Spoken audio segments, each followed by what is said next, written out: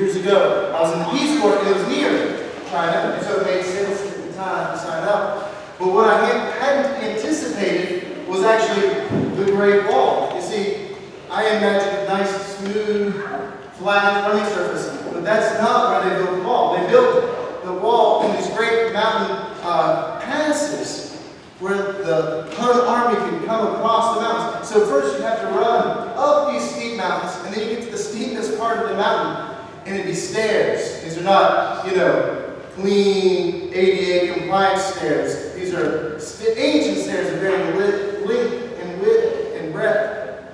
And oftentimes they only built a wall on the side keeping people out. On the other side, a lot of times, it was just like a sheer drop off into the cliffs of despair. And so you'd be like running, unto exhaustion. And there's thousands of stairs. You had to just, so you're using muscles I hadn't been planning on ever using.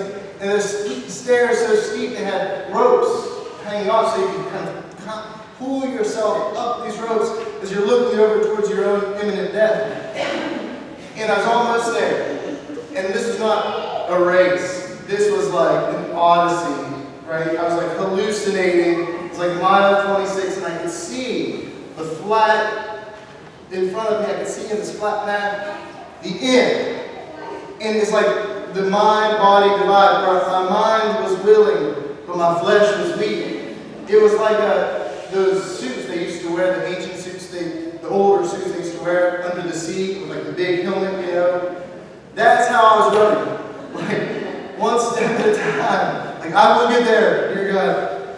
And this woman came up beside me, just kind of jogging beside me, really happy and excited. So, you can do it, honey, come on. She was at least 70 years old.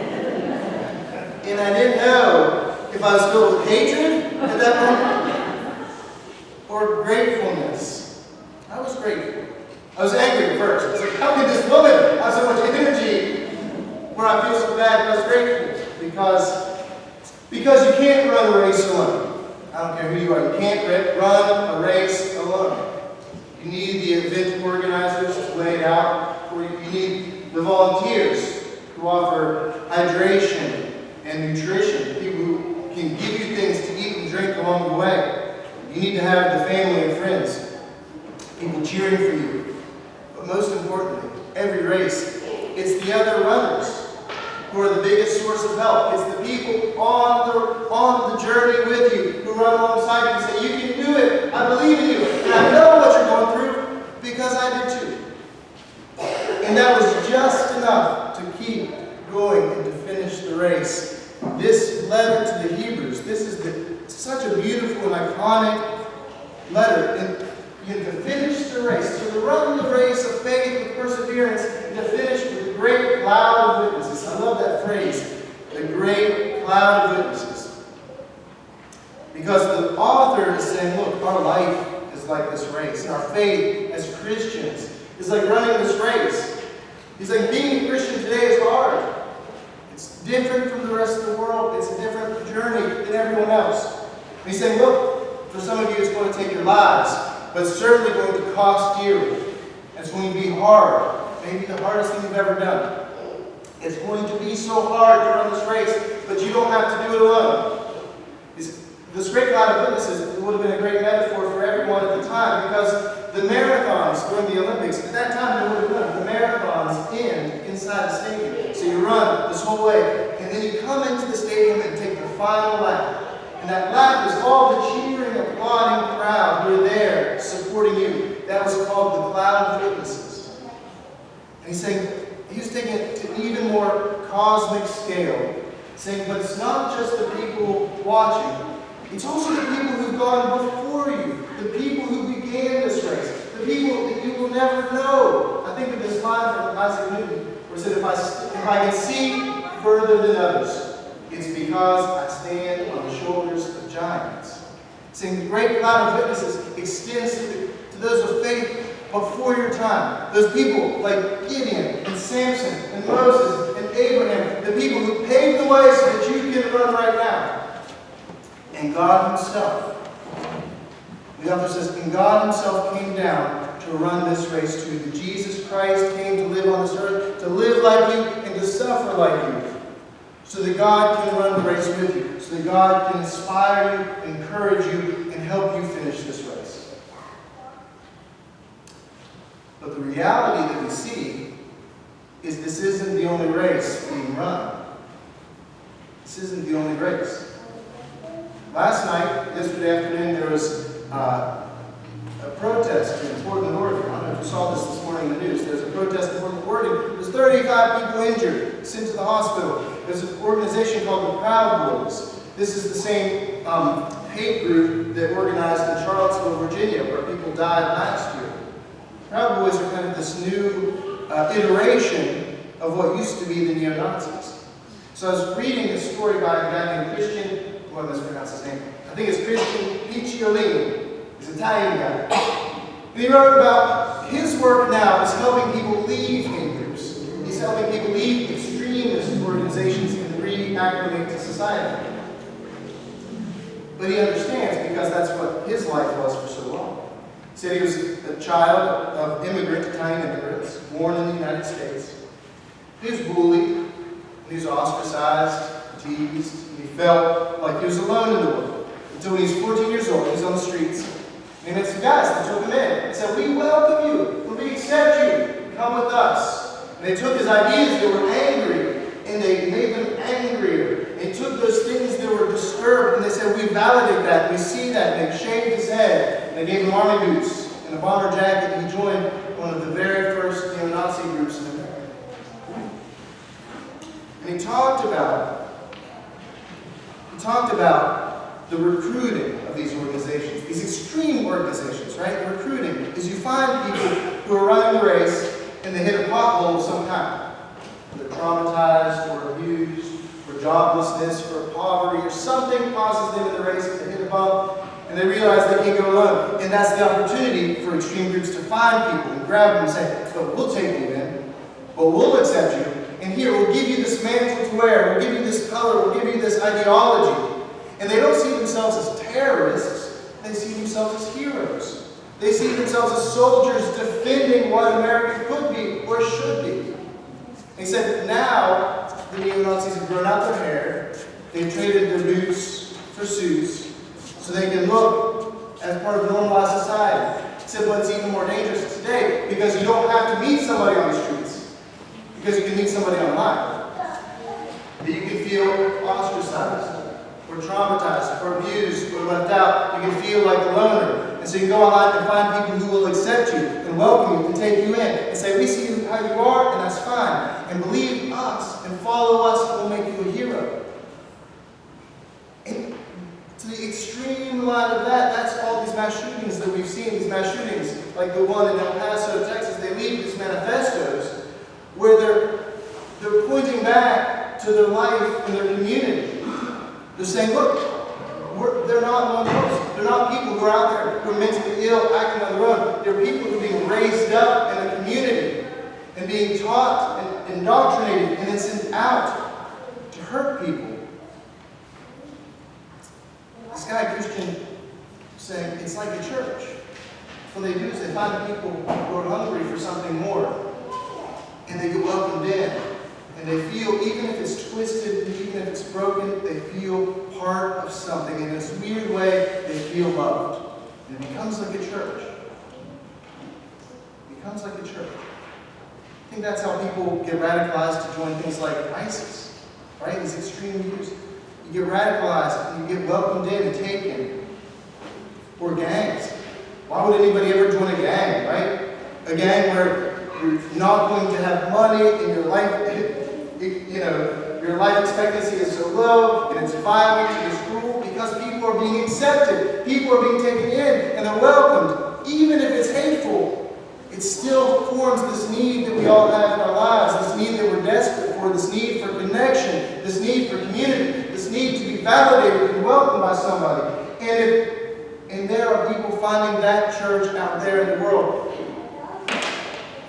And yet we have the opportunity to be the church. And yet we have the opportunity to counter that, to be something different. Why has the church existed for 2,000 years amidst all the ways we try to screw it up?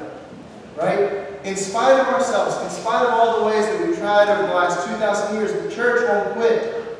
Because God offers to the world something that we're desperate for. A connection to God and a connection with one another. 30 years ago, just over 30 years ago, they had this idea in the Diocese of Alabama. Maybe there should be a new church planted on Acton Road. Acton Road was just a little bit more than a dirt road at that time. So we see the need for a moderate church, right? A moderate voice in the world, a voice where everybody is welcome, whatever your political view. If you're a conservative, if you're liberal, if you're a libertarian, if you're a third party, you are welcome here. If you live, we're not planted inside of any one neighborhood. If you live in Mountain Brook or Homewood or Vestavia or Cahaba Heights, if you live anywhere in Birmingham, right, we are for you. So we need a church that doesn't raise up extremists, that raises up Christians. That no matter what your background, what your ability, what your stage in life, that you're welcome to be part of this community. That you can find connection here, connection to God and connection to one another. You can find yourself validated. And over the last 30 years, we've built out the building. Built out phase 1. As we had enough money, then we built phase 2. As we raised some more money. And now we're on the cusp of phase 3. We're on the cusp of finishing our building. We're on the cusp of finishing the footprint that they dreamed up 30 years ago. Because what we realized is that the building doesn't work for every age and stage and ability. We say, yes, you're welcome here, unless you can't negotiate steps, and then it's really hard for you to come join us downstairs. He said, yes, you're welcome here, unless you're a youth, and there's no space for our youth ministry. Yes, you're welcome here, unless we have over 85 people, because then we can't fit you in our parish hall downstairs. So we've been on this process for the last year to build out the building, to finish the building. To say now our building is going to work for us. That we don't have plans beyond this, and we don't have intention beyond this to go and expand any further. This is it. Not because we like building buildings.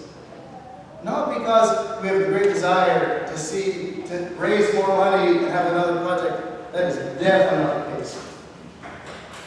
But because we think we offer something real in the world. We offer a race that people are searching for to join. We offer a community, and people are going to find community in one way or another. And we have a good and a healthy and a righteous community. We have a blessing to give to the world. You say, you come with us, and we'll join you, and we'll run alongside you, and we'll share our faith with each other. We believe in the ministries of the church. Right, last week we saw the atrium again. I see my kids making noise over here. The atrium kids, right? They come and they're vital to us. I love seeing so many children in the church. Our youth started UIC this week. Last week they went on a pilgrimage down to Selma. Our adults last week, our ECW had a fantastic event at the retirement home, at the Episcopal retirement home. Our men had a great Episcopal, they had a great supper on Thursday night. Our men had a Bible study for a local theologian on Wednesday morning about the book of Revelation, right? I come in every week and I see the whole community coming together, supporting each other, sustaining each other, week after week, running the race together. Will we stop someone from being recruited online by ISIS? Probably not. Are we going to stop someone from joining a gang in LA? On the streets of LA? Probably not. But can we find people in our neighborhood who are longing for community and connection? Yeah. Is there a chance that we might meet somebody who's willing to look somewhere else, somewhere online, somewhere dangerous? Yeah.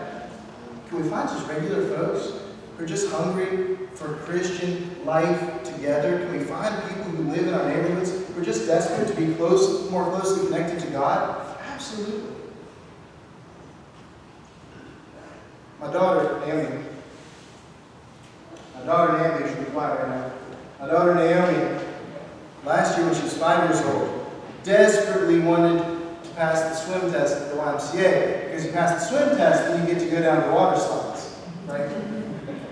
So last year, let's okay, let's see how you can swim. So she jumps into the water and just sinks and doesn't come up. So like that's where we began. And last summer, almost every day, early in the morning, late in the afternoon, we'd go to the YMCA, we'd go to the pool, and we'd practice. Practice just jumping in and floating to the top. We practiced swimming a little bit, and then a little bit more, and then a little bit more. And we started again this summer, right? And we practiced swimming the whole length of the pool. So about 2 weeks ago, she does it. We get the lifeguard, she takes the swim test, she swims the entire length of the lane. She can float for 30 seconds. It's perfect. She's so excited. She runs up to me and goes, Daddy, I passed the swim test all by myself. The hell you did.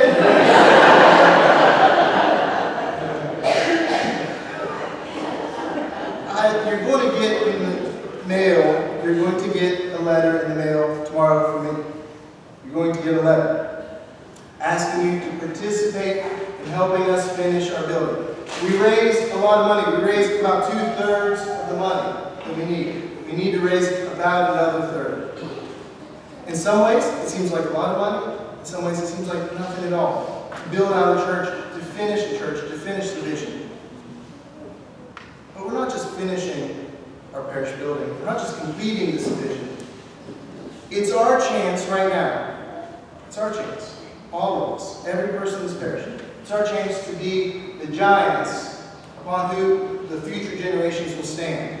It's our chance to participate as the great cloud of witnesses for the future people, for the people that will never meet and will never know, who will come to St. Thomas and will have their lives forever changed. They'll come to St. Thomas in 100 years, in 200 years, people that we can't even imagine who will come to continue running the race of faith together. I hope you open your mail tomorrow and you're not frustrated. I hope you open it and you're excited. You're excited about the ministries of St. Thomas. I hope you're excited about the way that God is moving in your life through our ministries. Maybe how God is calling you to be part of our ministries. But I hope you're excited to come on a Sunday morning. To know that no matter where you're at in the race, there are people here who are willing to run beside you. Until we all stand up in those stands together, that we can all stand as the cloud of witnesses. Amen. Amen. Let us stand and affirm our faith in the words of the Nicene Creed.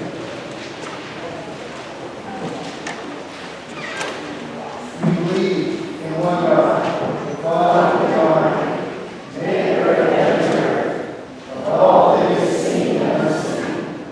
We believe in one Lord Jesus Christ, the only Son of God, eternally begotten Father, God from God, light from light, true God from true God, begotten not made, one being with the Father, through him all things were made.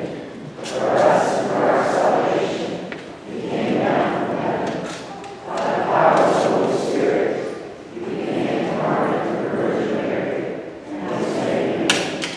For our sake, he was crucified and Pontius Pilate. He suffered death and was buried. On the third day, he rose again, in accordance with the Scriptures.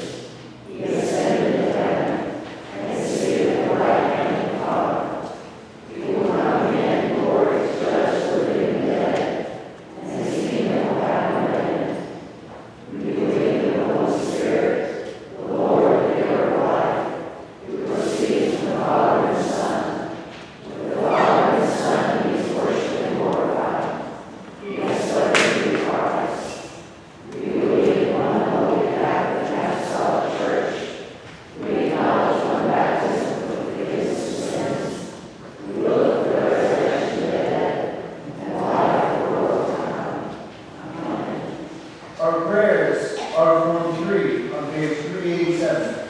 Our prayers are Form 3 on page 387. Let us pray for the whole state, Christ's church, and we pray for the world.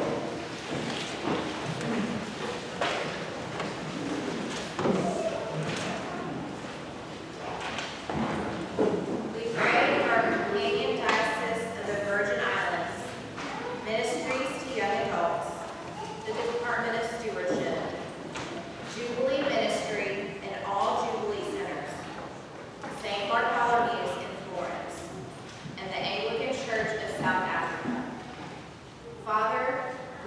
pray for your holy Catholic Church. that we all may be one. Grant that every member of the church may truly and humbly serve you.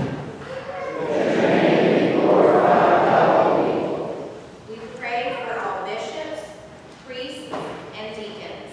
That they may be faithful ministers of your word and sacraments.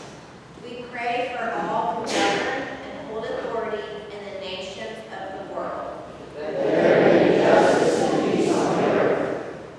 Give us grace to do your will in all that we undertake. That our works may find favor in your sight. We pray for these parish members, family, and friends. Amy, Becky, Destiny, Jean, Kelly, Lynn, Robert, the Somerville family, and Steve. We pray for these active duty military, family, and friends. Brandon, Chase, Keith, Hunter, Jeffrey, Sonda, Suzelle, and Tyler. Have compassion on those who suffer from any grief or trouble. That they may be delivered from their distress. Give to the departed eternal rest. That light perpetual shine upon them. We praise you for your saints who have entered into joy. May also come share their kingdom. Let us pray for our needs and those of others. On page 360, on page 360, let us confess our sins against God and our neighbor. Most merciful God, we confess that we have sinned against you in thought, word, and deed, by what we have done, and by what we have left undone. We have not loved you with our whole heart. We have not loved you against ourselves. We are truly sorry. We humbly repent. For the sake of your Son, Jesus Christ, have mercy on us and forgive us, that we may delight in your will and walk in your ways, to the glory of your name. Amen. Almighty God, have mercy upon you, pardon and forgive you all your sins through our Lord Jesus Christ. Strengthen you in all goodness, and by the power of the Holy Spirit, keep you in eternal life. Amen. Friends,